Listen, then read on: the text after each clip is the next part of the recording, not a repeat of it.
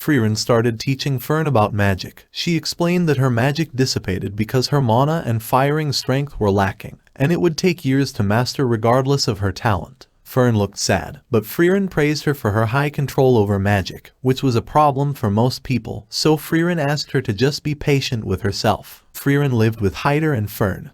While teaching Fern, she was also working to decipher the grimoire. Heiter asked if Fern's training was going smoothly, so Frieren explained that in 4 years, Fern had learned more than most people do in 10 years. However, she thought that Fern was studying too hard, which wasn't a good thing. Heiter noticed that Fern was staying a lot in the woods to train. He thought she really liked magic. But Frieren said that she still has a long way to go and that she would decipher the grimoire before Fern could become a proper mage. Afterwards, Frieren was about to ask something about the grimoire. However, she noticed that Heiter was down on the ground behind her. Frieren looked sad as she stayed beside Heiter's bed, but he told her that it was already a miracle that he was mobile until now. Frieren told him that she'd try to decipher the grimoire quickly, and Heiter was thankful to her. Frieren asked Fern to put her training on hold to take care of Heiter. However, Fern refused. She knew that Heiter didn't have much time, and she was desperate to become a proper mage before that happened. Fern recalled when Heiter saved her life. She wanted to take her life after losing everything to the war. However, Heiter appeared and stopped her. Although he was just planning to live the rest of his day quietly, he realized that if he didn't do anything, all of the courage, strength of will, and friendship that he learned from Himmel and even precious memories would vanish from this world. Then he told Fern that if she still has any precious memories, it is a waste for her to die. Fern knew that Heiter feared dying and leaving her alone. She didn't want Heiter to regret saving her, so she wanted to get stronger to support herself as a way of repaying Heiter. And she wanted Heiter to be glad he saved her and know she'd be fine.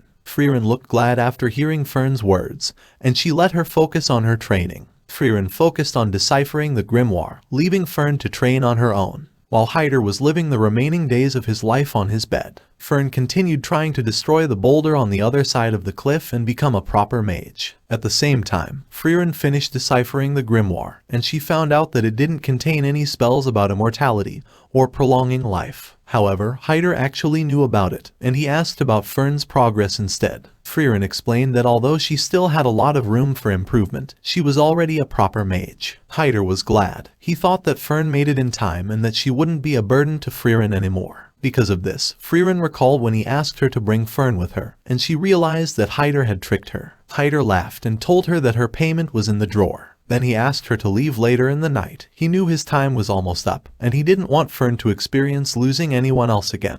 And he pleaded that she take care of Fern. However, Frieren was in tears. She told Heiter that Fern had been ready to say goodbye, so what he needed to do was give her a proper farewell and make as many memories as they could. Before going out, Frieren asked why he decided to save Fern. Heiter remembered Himmel, and he thought it was what he would do. Frieren smiled in agreement. While Heiter spent his remaining time with Fern, Frieren saw that Fern had managed to blast a hole in the boulder, making her a proper mage. So Frieren decided to do the same and take care of Fern on their journey together. While they were offering liquor on Heiter's grave, Fern thanked Frieren for helping her repay her debt to Heiter, but she said that the corrupt priest just tricked her, and then they decided to start their journey. 26 years had passed since Himmel's death. Frieren and Fern were in the Central Lands, using their magic to harvest pumpkins in exchange for a spell that produces warm tea. Fern thought that Frieren really loved magic, since she's even collecting strange spells for removing rust from bronze statues or for turning sweet grapes into sour ones. But she said that it was just a hobby,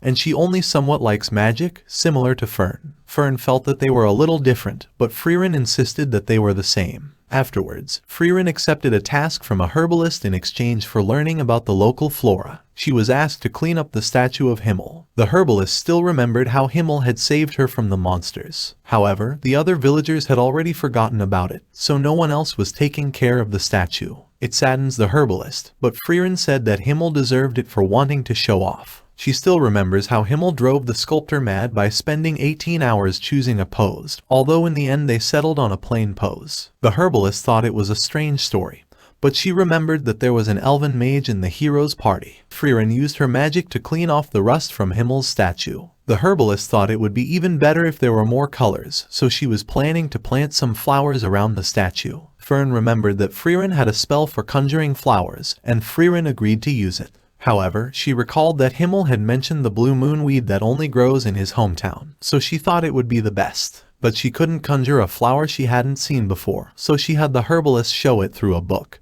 And she explained where Frieren could find it, and she decided to leave and look for it right away. However, she noticed that Fern hid something inside her sleeves. She asked Fern to show her, saying that she wouldn't get mad, so Fern took out the seed rats, which are pests that consume seeds.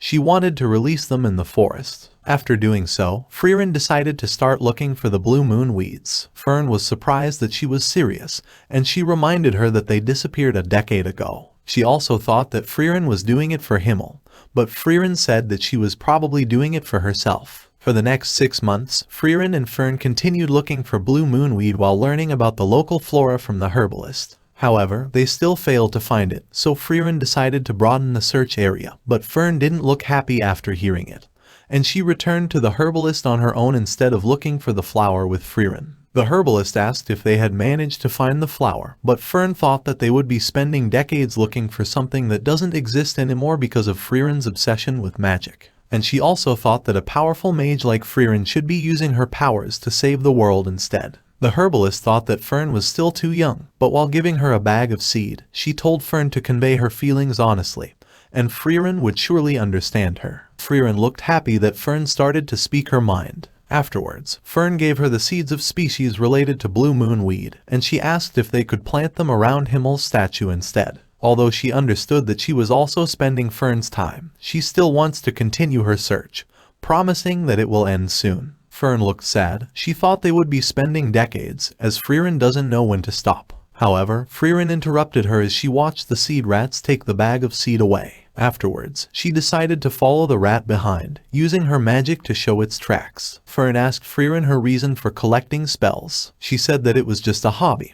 But she remembered when she created a field of flowers around a fallen temple, where Heiter and Eisen happily played around. She thought they were gross, but Himmel placed a crown made up of flowers on top of her head. She told Fern that collecting spells was really just a hobby, but Himmel praised the spells she had gathered. Fern thought that it was a silly reason, and Frieren even agreed. Afterwards, they found the tower where the seed rat had run. She flew towards the top of the tower as she remembered Himmel's mention of the blue moonweed in his hometown, and their agreement to see it together. Frieren's lips curled into a smile as she finally found the blue moonweed on top of the tower. Fern was surprised that they actually found it, while Frieren was looking forward to creating a spell for the blue moonweed. Fern couldn't understand why Frieren was so passionate about magic, but Frieren told her that she does, since she didn't give up on becoming a mage. Fern thought that she just needed skills to support herself, and it didn't have to be magic, but Frieren emphasized that she still chose magic. Fern remembered the first time that she happily used magic with Heiter, and then she agreed that Frieren was right. Frieren was satisfied when she managed to surround Himmel's statue with blue moon weeds, and she didn't forget to place a crown made of flowers on top of Himmel's statue's head.